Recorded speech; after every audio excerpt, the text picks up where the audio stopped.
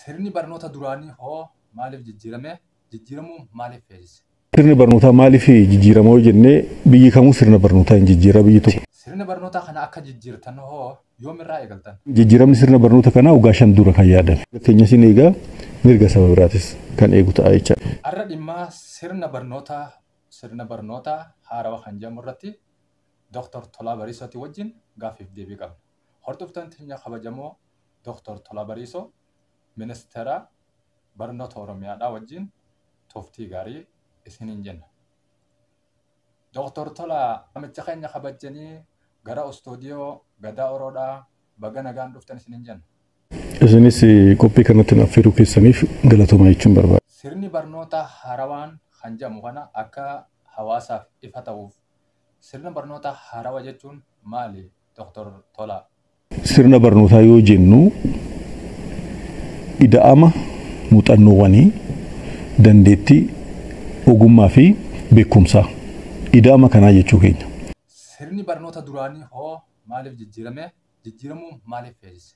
Sirni barnootaa maaliif jijjiiramoo jennee biyyi kamuu sirna barnootaa hin jijjiira biyyi tokko waggaa 3 kan jijjiiruu jira 5 kan jijjiiruu jira waggaa 10 kan jijjiiruu jira ka'umsi isaa fedhii hawaasaati. Sirni barnootaa kana akka jijjiirtan hoo yoomirraa eegaltan? Ammaan tan eegaltan moo waan duraan eegalamee lafa ture? Jijjiiramni sirna barnoota kanaa waggaa 5 dura kan yaadame. Sirni barnoota haarawaan kun akka hawaasni jirutti eenyummaa Oromoodhaa ni miidha jedhan. Sirni barnoota haarawaan kun isin biratti eenyummaa Oromoodhaa ni miidhamoo ni dagaagsettanii yaaddu? Mirga keenya sin eegaa mirga saba biraatis kan eegu ta'a jechaadha. Ijoolleen afaan hiikaniin baratu. Afaan Oromootiin daa'imni hiikee afaan isaatiin barataa. Keejii jechuu keessanii? Afaan Amaaratiin daa'imti hiiktee afaan Amaaratiin barattee jechaadha.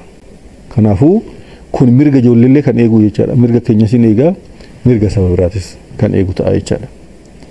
Inni lammaffaan gulantaan lammaffaa namni afaan dhalootatiin afaan Oromootiin barate afaan federaalaa kan biraa dabalata. Afaan federaalaa hogguu jettan afaan kami? Afaan federaalaa biyya san keessatti kan beekamu afaan tokko afaan hojii federaalaa kan ta'e Amaariffaadha.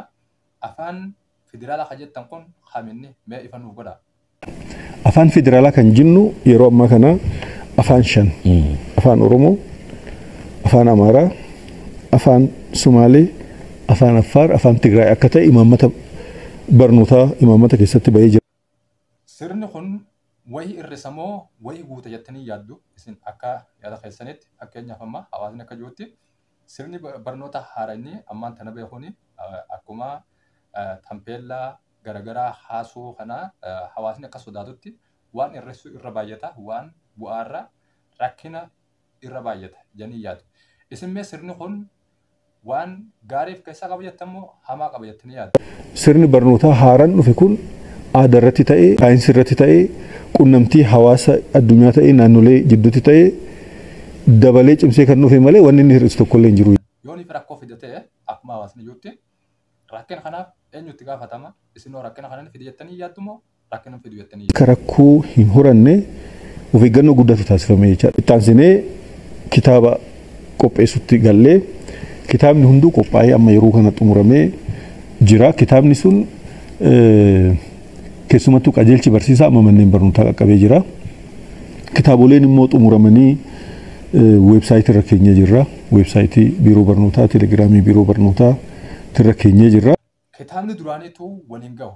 Kitaaba kana baatii lamaan kana keessatti haaromsitanii akkamiin waliin gahuudhaaf yaaltu? Maxxansuu irratti amma gana adeemsa keessa jirra jechaadha. Kan kutaa 8 xumuramee baatii tokko keessatti kan raabsamu ta'a. Kaawwan kan kutaa afaan immoo jala barsiisonni leenjiin kenname barsiisotaa fi hooggansa barnootaatti leenjiin kenname barsiisonni chaaptarii 1-2 maxxansaa ofiin achirraa buufachaa barsiisaa akka eegan kitaabonni baatii lamaan itti aanu keessatti maxxansinee qaqqabsiisuuf wanti kun hojiirra kan jiru. Barattoonni mana barnootaa Oromiyaa keessatti baratu nama meeqa jettanii yaaddu? Kan amma bara darbee mana barumsaa keessatti kan barachaa ture miliyoona 10.6. Barattoota kanarraa kitaaba nama meeqaan ni geessan? Bakka kitaaba 12 kennama, bakka kitaaba 6-7 kennama. Kana baay'ina barataatiin qarshii noo baay'istee qarshii gala miliyoona 6.4 gaafata. Geessisuun hin danda'amu jechaadha.